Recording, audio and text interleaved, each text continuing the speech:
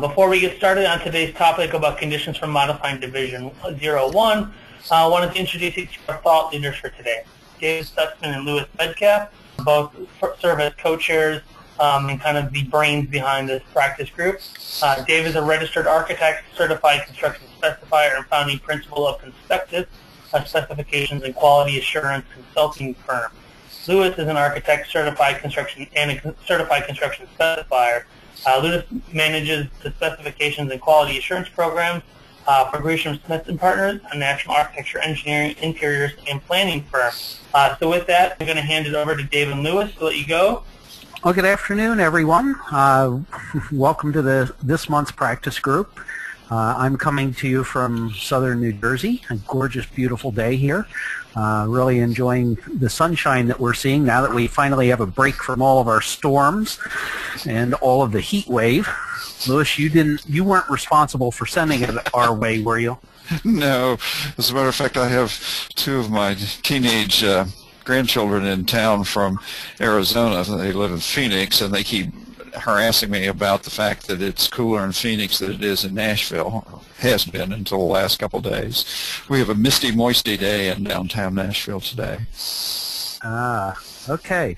Well, so today, actually, Louis, why don't you explain our topic today, because I think this was your original idea. Oh, trying to blame it on me. Okay. I will, as long as I can get away with it. A lot of folks, none of our listeners, of course, tend to think of Division 1 as being boilerplate, almost standardized stuff that you just need to throw into the project manual to make sure it's complete.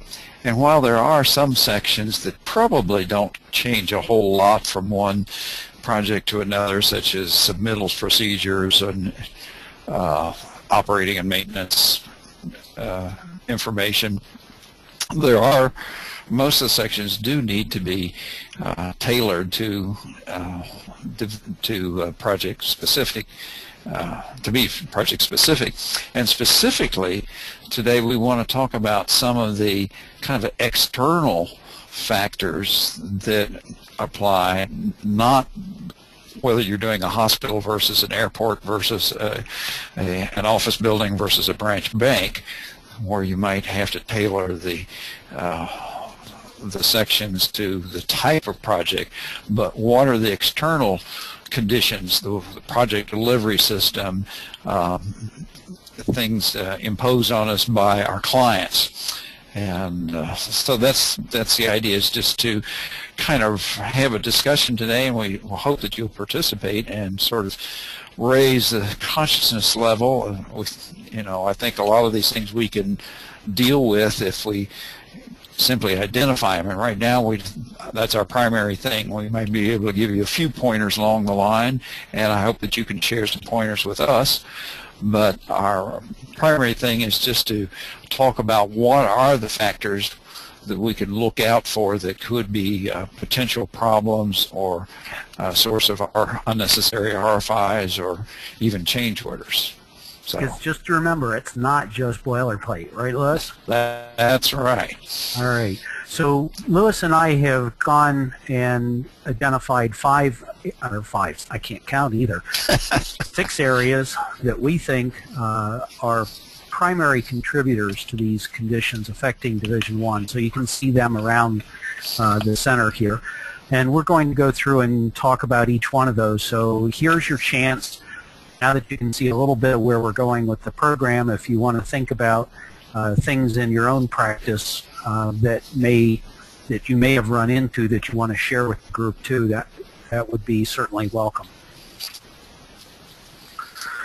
So first up, Matt, so I don't get your name wrong. Matt's taking over for Rob Holson. If he didn't explain that, I don't think, in the intro.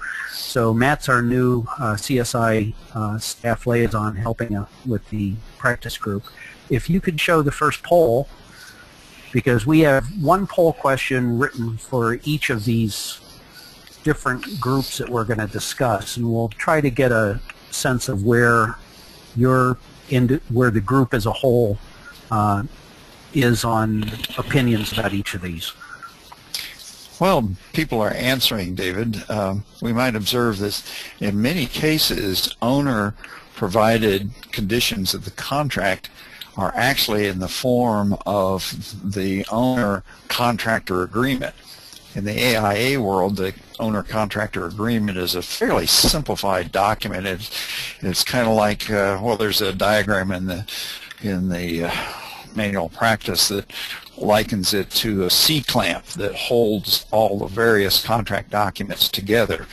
But my experience is that many owner-written conditions of the contract actually combine the actual agreement form with terms and conditions. Yes, when they are written by the owner.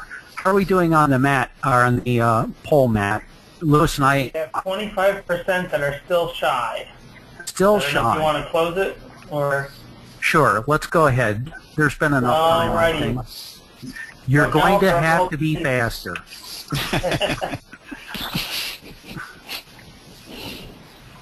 And we are going to share those results for you there. Okay. Well, there's some, and we've said that you can have multiple answers, so of course it adds up to more than 100%.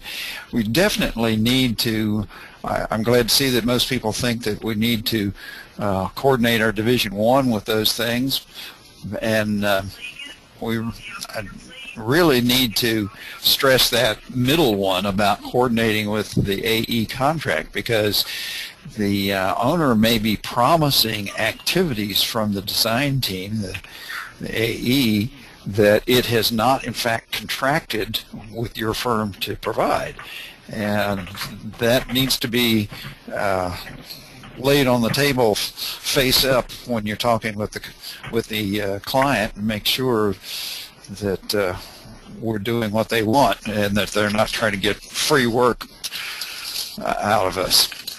But that is and it can be a source of problem. And so, but I see that over half do in fact review them and actually send comments back to the client, and that's a good sign, because sometimes those documents are written by owners by their attorneys who do not practice construction law and may know very little about what people really do to get buildings built. And I like the fact that they're also coordinating with the AE contract, because that's where we see, as an independent consultant, we're there trying to keep our clients out of trouble. If they're not reviewing them, we actually do, when we know it's not a standard AIA agreement. And there are a lot of surprises that can show up in those conditions, and assigning responsibilities to an AE that they may not expect. Very good. Okay. All right. So are we back to the screen here, Lewis? Yes. Okay, because I somehow or other have lost control. Are you seeing my screen now? Yes, and now we're at the Division 1 subject impact. Ah, okay. So you went back out. Yes, so let's see what's going on here, because I have completely lost control. While that's going on, I'm actually going to unmute Clifford's line. I'll say find him here. It's going to take me just a second. As he had a question and a comment to ask with you guys. So just 1 second here. Clifford, can you hear us? Yes. Hi, Cliff. Hi. I just wanted to add that, you mentioned that owner conditions sometimes combine general requirements and conditions of the contract, and I can tell you with experience in New York City, particularly government agencies, I mean, and all DDC projects, all Department of Design and Construction projects, they require that you use their general conditions, which are sprinkled with general requirements that must be coordinated with whatever general requirements the architect is preparing for the project. Yes, that's one of the things that we had in mind to talk about, Cliff, is that sometimes the conditions of the contract, in the AIA world, they're a lot more generic. They establish the basic business relationships. So there is a requirement for the contractor to do submittals, and there are a few generic things, and then they leave it to the Division 1 specification section to say how many copies of the product data do we want to review, and what's the maximum or minimum size of shop drawings that get sent in and stuff like that. But many owner conditions of the contract will in fact put that level of detail into the conditions. Okay, so back here to the presentation then. One of the things, and my favorite thing to look for in the owner-written general conditions, is the terminology, because we all get familiar with AIA, or for our engineers in the group, EJCDC, and that terminology is fairly standardized throughout the industry, I believe, and we see it consistent in master spec and spec link and spec text. So all the spec documents we're familiar with using are all using the standardized kind of terminology. When owners tend to write this stuff, that terminology can be all over the place. The architect can turn into the consultant. The owner may turn into the owner's representative, where the owner may reserve very high-level things for them to do and pass everything else off to the owner's representative. And are you seeing any other kinds of terminology changes like that, Lewis? No, that consultant is one of the most common. I don't know why the owners have a hard hiccup about saying architect or architect engineer, but they do sometimes. Okay.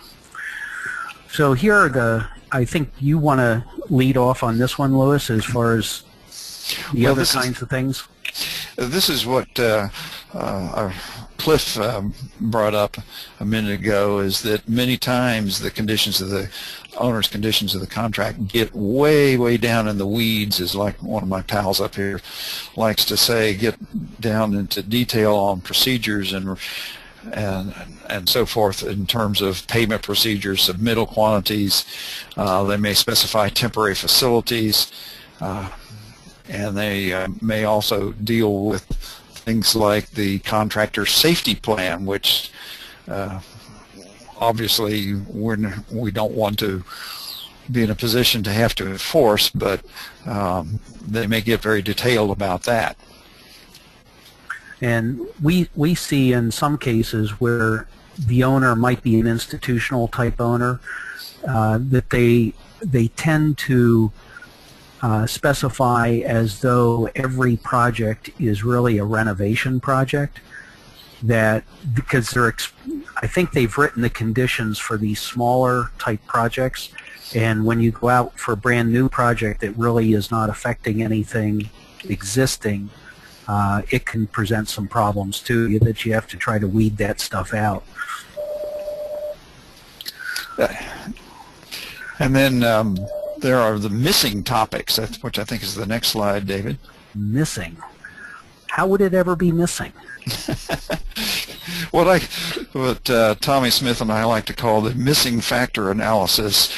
In other words, what ain't there can tell you a whole lot, as much as what is there. And so there are a lot of things that are covered in the A201 that the owner and its attorney may not have thought to cover. For example, communications. You know, that typically all communications regarding the administration of the contract are required from the contractor to go through the architect to the owner rather than directly, in most cases. So that's one that is sometimes missing. The owner will write requirements for the contractor to indemnify itself, but neatly forgets to require the contractor to indemnify the architect. And when that happens, I simply put in an indemnification paragraph based on the A201 in one of my Division 1 sections. And I haven't had to use it yet, but we hope that... It's a good thing, but how in the world will the contractor even know to find it there? You mean he has to read the specs? Oh, yes, but Louis, if you're following our uniform location of subject matter, does that stuff belong in Division 1? Not really, but it's better there than nowhere. That's my attitude. So that's my general attitude towards these missing things. Uncovering and correction of work is another issue that is frequently not covered by owner-contractor, by the owner's conditions of the contracts, and so you have to put those in.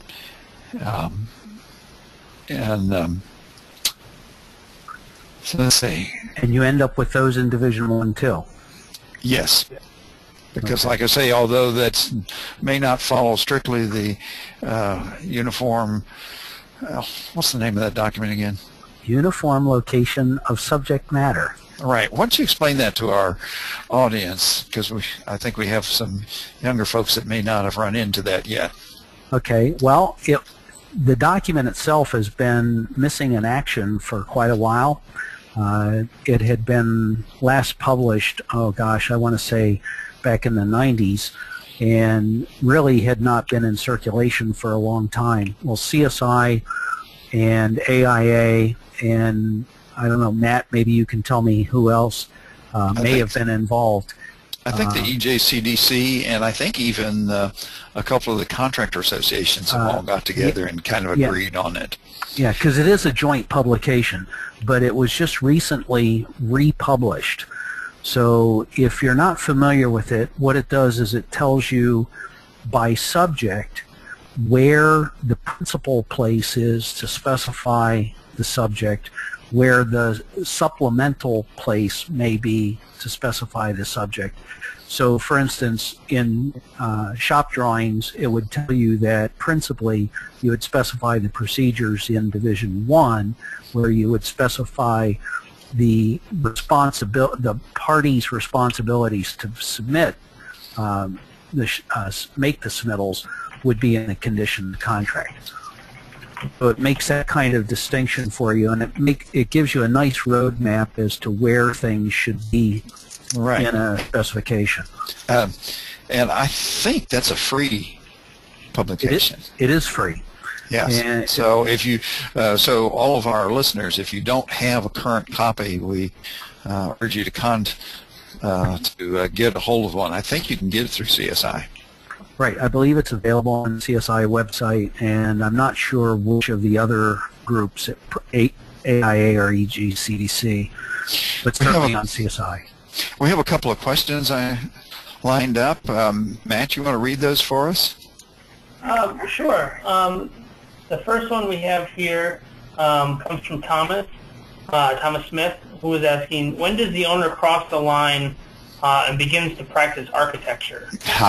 Well, actually, we were going to talk a little bit about, I have run into a condition or a situation where certain owners, the state of Tennessee and certain universities will expect you to have certain spec sections that they write, and they expect you to include them in verbatim. Now, some institutions and governing agencies will allow you to use them like a spec master and edit them and adapt them, but I have run into conditions where they are supposed to be inserted verbatim. Now, under the general rule of law is that you have to be, if you're writing a contract, either the parties can write the contract, but if they have a third person or entity writing a contract, that person has to be an attorney, or in the case of a construction contract, has to be a registrant. But either of the parties can themselves write a portion of the contract documents, and so that is a kind of a fine line, but I think that the owners are well within their rights, but that's one of those things where I always put a note in my summary section 01-1000 that says that the sections identified by, prepared by, and then insert that entity's name, that if you have questions about them, RFIs, send them straight to them because we didn't write those sections. Okay, and one of the other things that you may want to consider too, that you and I discussed, Louis, is that as the architect or engineer sealing the documents, that you may want to exempt those sections that are prepared by the owner. Yes, I have a little note on my seals page that says that these seals apply only to specifications identified by the name of the firm responsible for them. All right. And you said there were more questions. Matt has put on the chat thing, there's a hyperlink, thanks to Steve Gattner for sending in a hyperlink to the uniform location of subject matter. Oh, thank you, Steve. Yes, thanks. Okay, the other question, Matt, or another one? Yeah, other question we have here from Clifford again. Okay. How would the court rule on differing conditions, in quote, if the protocol is specified in Division 01?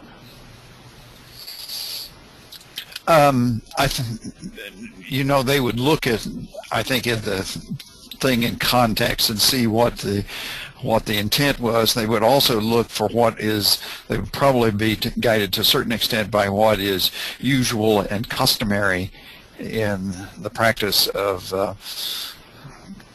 construction contracts. And because the AE's attorney could present evidence that it is typical for the general contractor to indemnify the architect engineer, that the fact that it was included in the specifications rather than in the conditions of the contract would probably still make it valid, but who knows?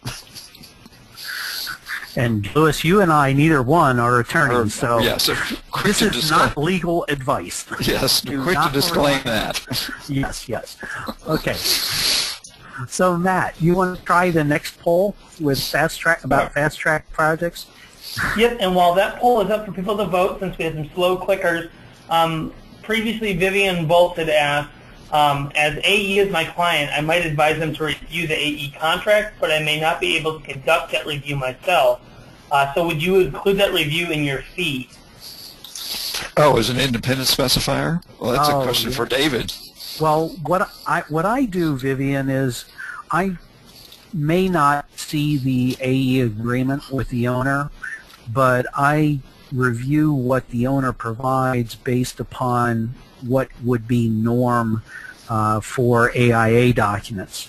And seeing as how the architects are most familiar with that, I can start pointing out where the owner has assigned responsibilities that are outside of that normal range for AIA, and then allow the architects to go explore it with their agreement to make sure that they actually signed on to take responsibility for that work.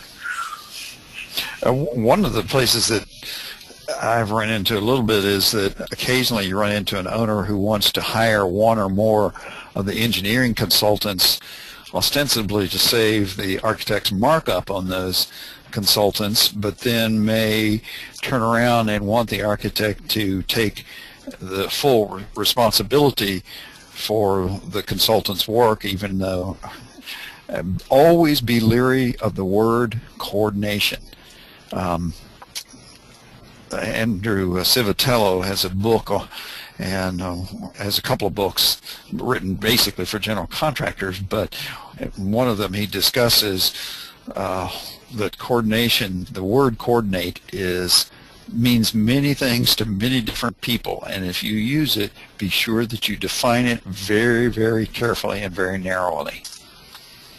Right, because that could open you up to a wide variety of services. Just all kinds of things, yeah. Okay, so how are we doing on the poll, Matt? I'm going to bring it right up for you there for you. Okay.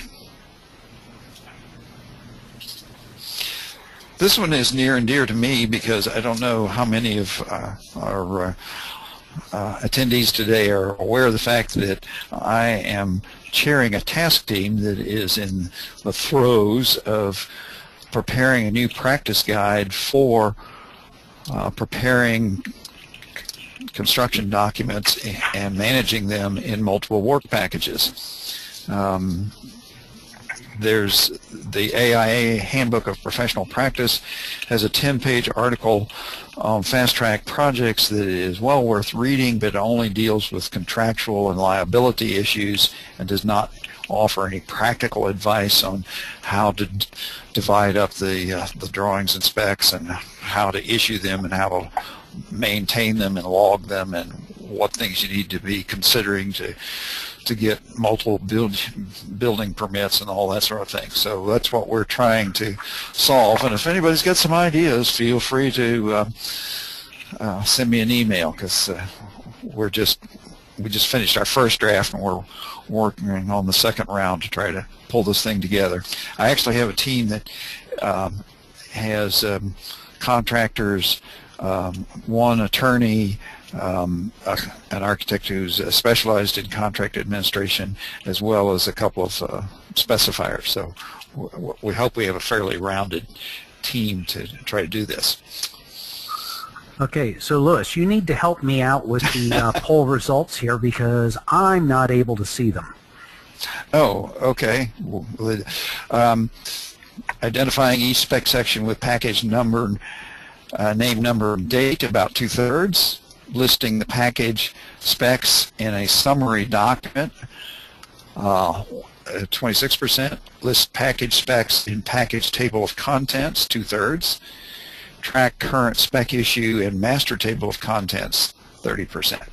So there's and that's one of the reasons why for this document that we're writing that I proposed to TechCom and they authorized us to go ahead with, is there is a wide variety of opinion, and not that some of those things don't work, but I have personally observed a number of firms doing things that take a lot of time and don't really advance the project. So we're trying to share some ideas that I've developed over the last 2 decades that just try to simplify the process and keep it as painless as possible. And okay, and as soon as you put that out, it's going to open up the debate, and hopefully then, well, and that would be the point, because hopefully then we get everybody's opinion on the issue, and then the second edition of the document is even better. That's right. That's right. It will be offered for public review and comment, I hope, by the end of the year. Right. So my approach, and we will announce that here, so because I know that a lot of we have some very interested and extremely knowledgeable people in attendance. You're absolutely right. So here, my opinion on the fast track stuff, and I deal with this almost on every project anymore, it seems, that we have multiple work packages. And my favorite way of tracking these document issues is really relying on the table of contents. I want to be able to identify each spec section so I can know what is current, so that the contractor, when he picks up the table of contents, knows which spec section is current. So they have the confidence that they know what's authoritative. Right. I've given up trying to put a package name or a date on the spec, because it's we're relying on issue numbers, mainly because the date might change, absolute last minute, and you just don't want to go back in and having to rework headers and footers to be able to publish with the correct date. So we're relying on numbers, and then just carry the issue number in the table of contents. And the second item here is one of the key concepts that we're advocating in our paper, relying on work package summary, is that we have to have some method of explaining to the contractor what is authorized to be built under the seals that we're applying to the documents, because there are some things that may be shown on drawings that are not ready to be built at this time, or we're not authorizing that. And so I like to prepare a summary of work package 1, summary of work package 2, and so forth, and list the things that are in them, and then also have a list of exclusions, what you might see on the drawings or the specs that isn't there, that is not ready to be worked on, and any points of clarification.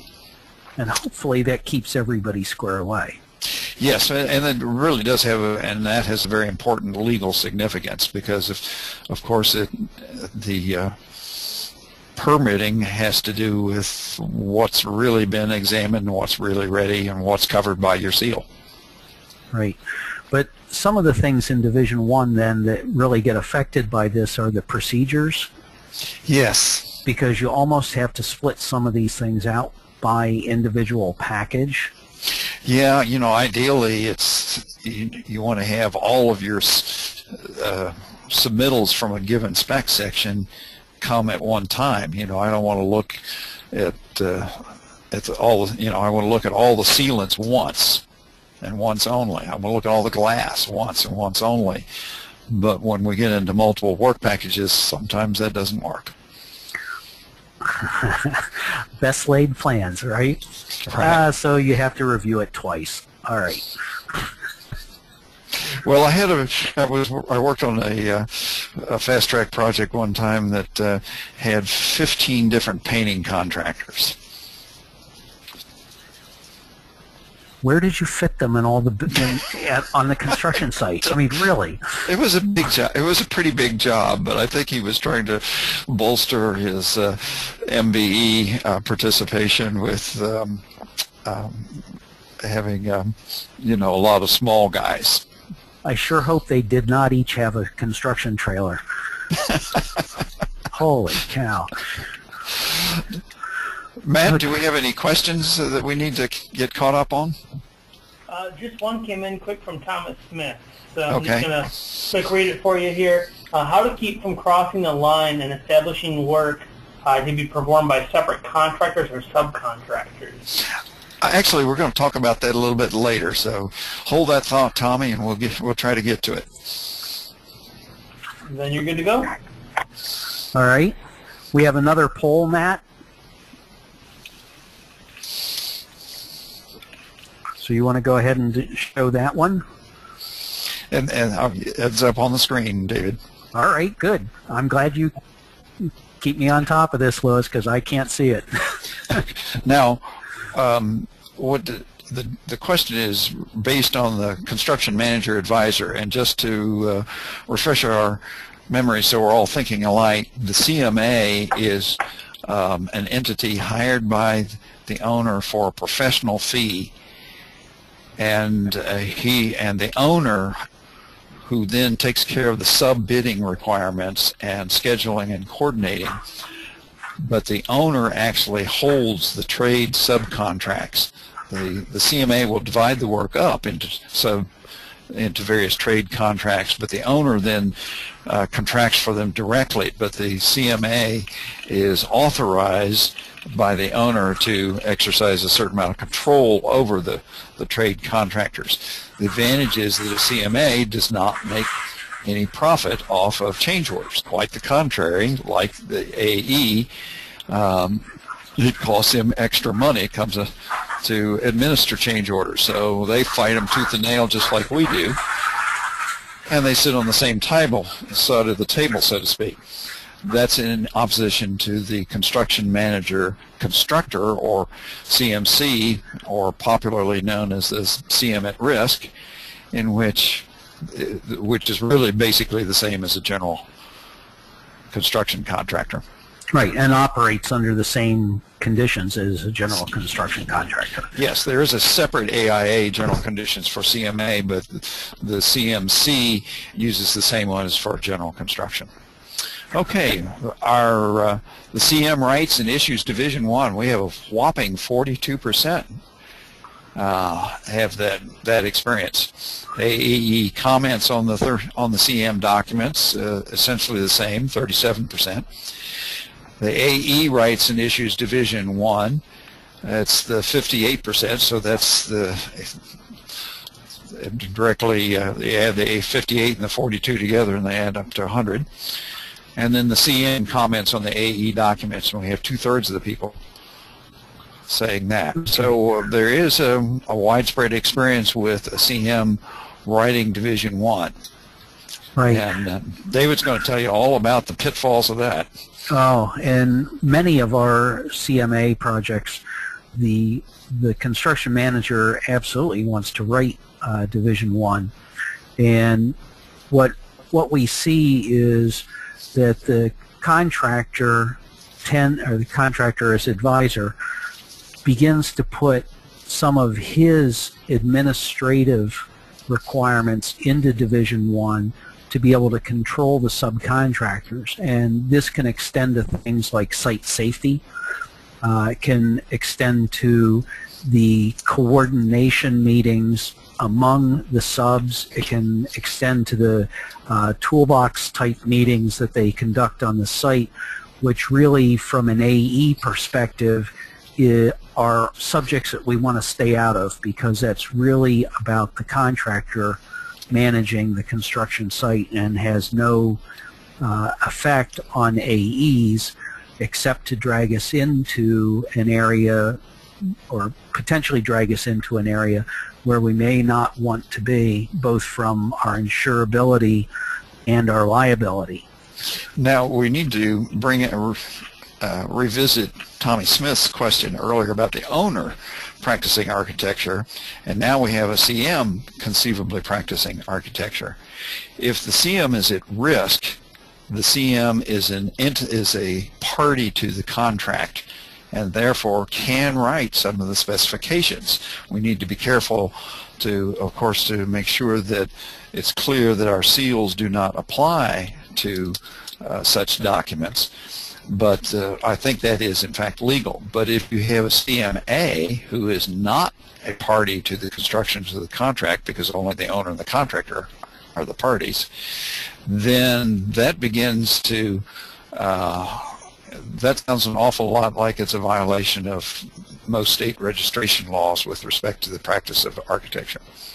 Right, and as AE firms too, we just want to make sure that we understand what the CM is doing if the CM is writing Division 1.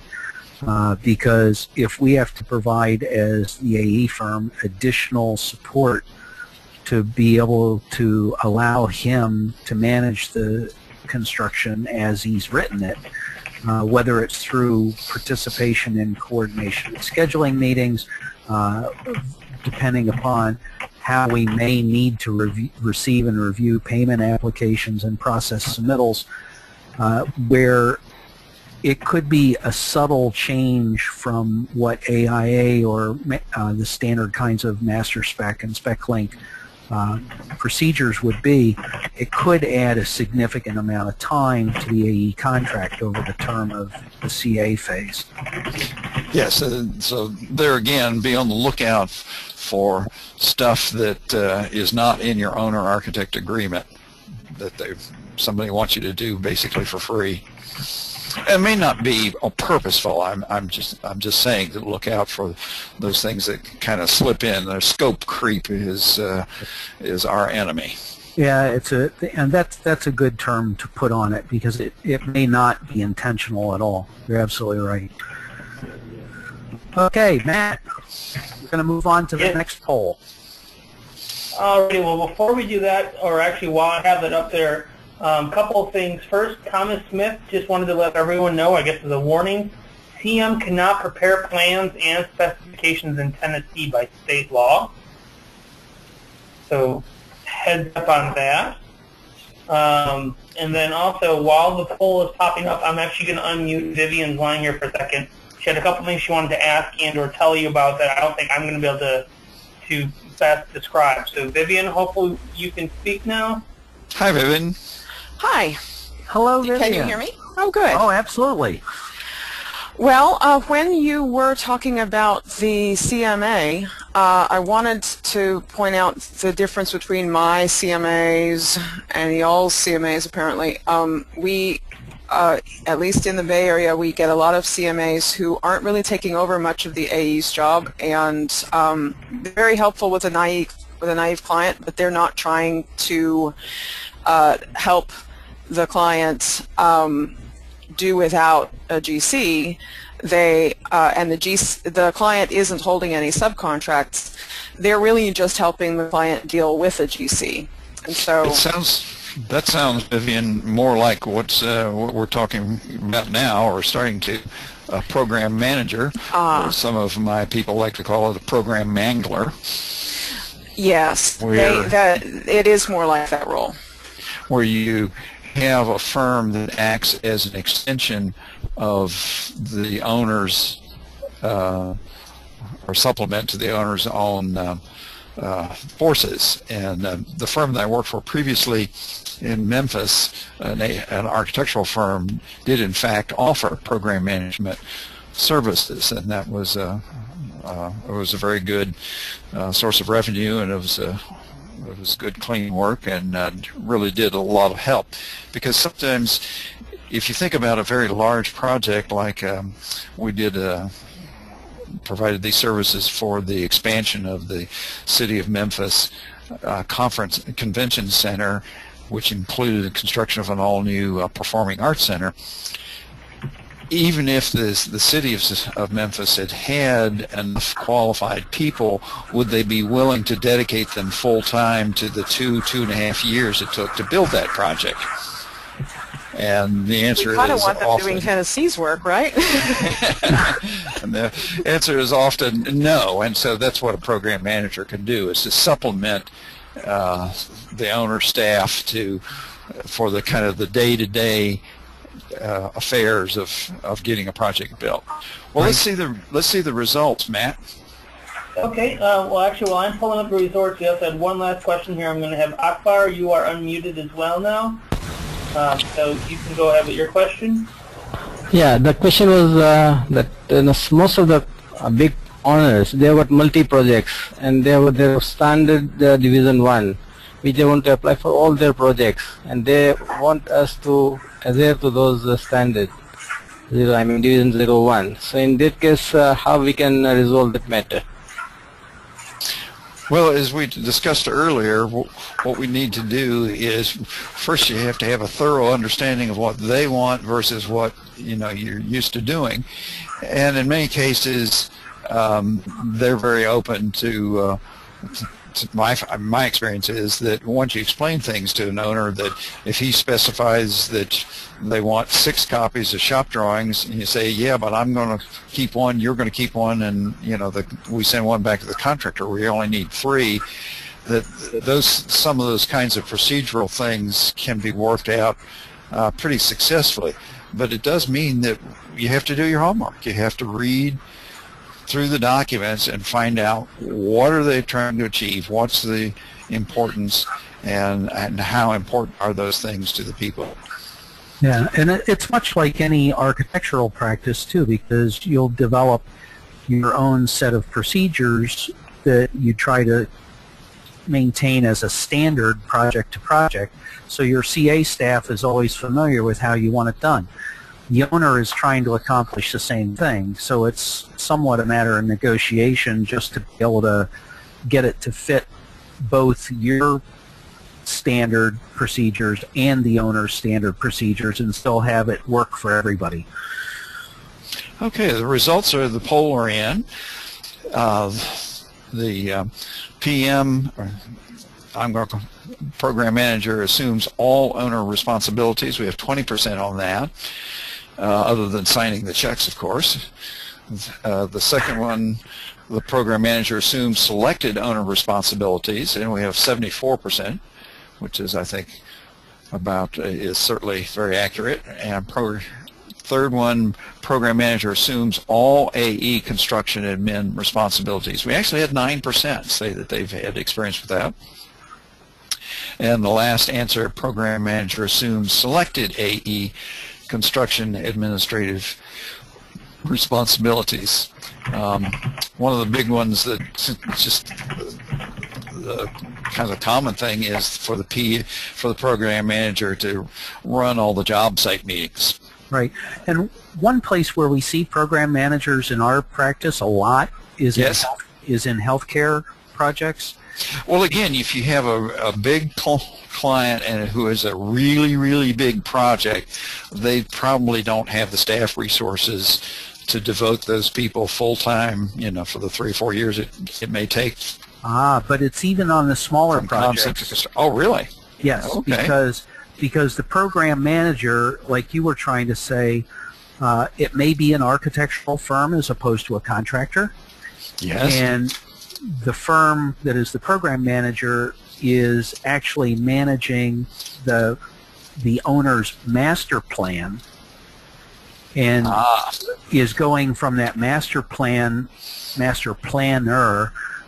to the program manager to make sure that things are proceeding according to the master plan in part. Plus, they usually are involved in all of the projects that the owner is building, regardless whether their firm is the AE or not. So they really are functioning as an extension of the owner's staff across the board then. Right, right. So what we normally see happening with the program manager is that the owner just shifts some of the responsibilities for the owner over to the program manager, and it's usually about running the day-to-day administrative part of the construction contract. Most of the communications will go, instead of directly to the owner, will go through the program manager to the architect and to the contractor. And most of the decision making is actually made by the program manager unless it is a substantial financial decision. So the way that this affects Division 1 is twofold. One is we have to think about the role of a program manager varies widely from one client to another, and possibly even between projects for the same client. So we need to have a very clear understanding of exactly what the limits of their authority are and exactly what activities they're going to be doing. And the other thing I would say, just from experience, is you kind of need to know whether the program manager is from a design background or from a construction background, because if they're from a construction background, sometimes they will tend to take the contractor's side in a, shall we say, a disagreement, a gentleman's disagreement between the architect and the contractor. That can happen, but I think generally if they're operating as a program manager, they're more independent than they would be if they were acting as a CMA. But the big message is these kinds of projects, that responsibility and authority is just all over the place, and there are no real clear-cut industry standard definitions for what that is. Okay. We do have polls for these other two. I'm a little concerned with the time. We could try. Yeah, why don't we skip these? Okay, or skip the poll, at least the poll for this one. Okay. I think we know that the multiple prime contracts that David and I were talking off while we were preparing for this session the other day, and I told him that he was very envious when I told him that here in Tennessee we don't have to do multiple prime for public agencies, and he said, yeah, and nobody in their right mind would ever do it on a private job. And I see we have Mitch Miller online too, and he could tell us some of the horror stories of multiple primes in Pennsylvania, where they're absolutely required, at least here in New Jersey. As the AE, you actually have the choice to pick whether you're going to do multiple prime or single prime. And honestly, I don't know why you would ever pick multiple prime if you had the choice. When I was in Ohio and practicing up there, which was most of my career actually, when we did work for the state of Ohio, the other prime bidders could be assigned to the GC. So the GC actually took responsibility for them and all payment went through the GC, and so he had some clout, some control over these prime subcontractors. But when we did work for the city of Cincinnati, they did not permit that, and so you had to administer separate contracts for them. You can specify cooperation all you want, but that is by far, I think, the toughest part of multi-primes. So one of the things you're going to have to do, or I always did up there, was specify a requirement for coordination drawings, so that to try to minimize the amount of grief on site when the ductwork guy starts hanging ducts and the cable tray guy wants to run his cable trays at the same level and in the same space. Yeah, but you know, the silly part about multiple prime is that one of the first things you do if you have to use multiple prime is that you identify a lead contractor, and the lead contractor is then responsible for all the coordination. So in effect, in theory, well, but in effect, you're creating a GC. Yes. But a GC with no authority over the other primes.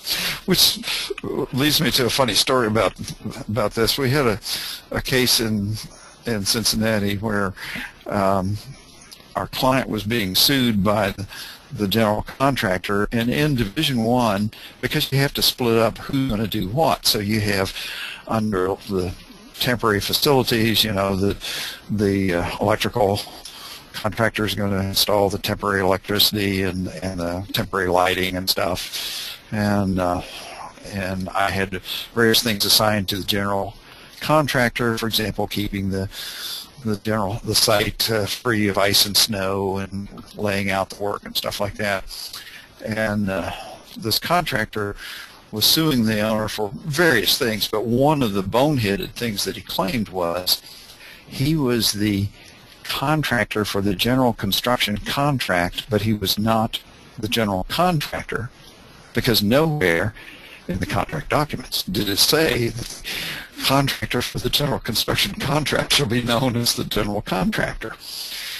His believability was somewhat compromised by the fact that he was prosecuting his lawsuit from his new residence in the Lebanon Correctional Institute, where he was serving time for having sold drugs on the job site, which we think was his real source of profit. Interesting. We'll leave it at that. Yes. So thereafter, I always had a sentence in there: the contractor for the general construction contract should be known as the general contractor. And I just saw one recently that in the summary of work, this specification is to be used as a specification. I read that multiple times, and I couldn't believe that it was actually there. So what he's saying is that if they run out of TP and the Porta-Johns, that you're not allowed to use the spec for sure. All right. So we're down to our last item here, Louis, and I don't know about anybody else on the call, but I have yet to really do a project that is a true integrated project delivery method. And I don't know if you have any experience with it or not, but my thoughts on this are, I will tell you, are all theoretical because I haven't been there myself. But we have done 3 so far, and the ones that we did, we were not joined with the contractor in the same contract with the owner. We had a separate contractor with the contract with the owner versus a separate, and the contractor had a separate contract. But they were very successful. They were all healthcare projects. They resulted in great savings in time and hence in money, and resulted in some innovations in construction because we shared our BIM model. That's kind of, forgive me for that tautology. The contractor was able to use those with their trade subcontractor and do a lot of prefabrication off-site. So he would ship, major duct lines that were as whatever would fit on a semi-flatbed trailer, and even to the point where as I say, these are hospitals. The patient room toilets were built off-site in a warehouse, fully plumbed, fully wired, everything installed, and put on the back of a flatbed truck, lifted up by a crane, and set in place. So that was very successful. So the thing that there's not much that changes for an IPD project in Division 1, but we do need to cover the use of the BIM model, although that's probably handled elsewhere in one of the contracts. There may be some issues about when they get the model or some administrative procedures. Yeah, I will say the closest I came to IPD was actually trying to use Design Assist on a project, and I found that did change a couple of the things in Division 1, because I found myself needing to specify process more so than procedure, because you're trying to get everybody to work together towards this common end goal, but it's not just how are you doing it, it's what are you doing, when are you doing, and so that you're not having a particular part of the contract, whether it's the AE or the subcontractor or contractor, holding the process up. And the theory, what David is referring to as Design Assist, the theory is, for those of you who have not encountered that yet, but I'm sure you will, is that the AE team is busy designing something, let's say curtain wall, and you get to the point where there's enough information that the construction team in the IPD can bid out their trade contracts. They get a curtain wall supplier, fabricator, installer on board, and then as the design progresses, a subcontractor starts producing the shop drawings, a week or two behind where the AEs are, and theoretically the architects don't have to do quite the same level of detail that they would otherwise. Anyway, the poll results, we've only had 8% were successful in doing an IPD, 4% said yes but less than successful, 60% said no, not yet but likely will, 32% said no, likely never will. And I see we're just right out of time. We are. We have, and I would just add one other caution on. But we got through all the slides. We did, and I guess that's a plus. The one Design Assist project that we had, and I just would caution folks on it. Everybody was going along believing that it was working, and near when we really needed the input from the subcontractor, there was resistance. And it took quite a while before everyone finally realized that the owner and the CM never signed an agreement with the subcontractor. So he was resistant to providing additional, what at that point would be free information. And when it came down to the very end, everybody was scrambling, trying to put this package out then as a fully designed, biddable package, when they were expecting it to be Design Assist. So just be careful. Yes. And the other thing is, although sometimes the contractors say, oh, I just need a contractor set of plans, they're liable to start asking for a whole bunch of details later, change their minds. Matt, could you stay on the line for just a minute after we shut off? There's a couple of technical things that David and I need to talk to you about. Okay, but we're right at the hour. we're right at the hour. And again, we appreciate everyone's attendance. Thank you so much, and especially all of our friends that contributed questions or suggestions. And again, you know, if there's something that's really that you'd like for us to lead some discussion on or so forth, please let us know. We, you know, have some ideas out there a month or two in advance, but if there's something that's really pressing, we'll try to work in. So keep those cards and letters coming in, friends and neighbors. We need to entice them, though, Louis. Okay, next month our meeting is August 2nd, back to the first Monday, and in September we've got a special guest lined up. Oh, very special guest. Yes, Sheldon Wolf, one of our regulars. And if anybody knows Sheldon, you know that it's going to be a good program. If you don't know Sheldon, you need to sign on just to be able to have the joy of listening to Sheldon. So that'll be on September 6th, and he'll be talking about short form specifications. Sheldon, we're looking forward to it. He has some very radical, but I think highly practical ideas that he's going to share with us. So maybe we can all lose a few words after we hear him.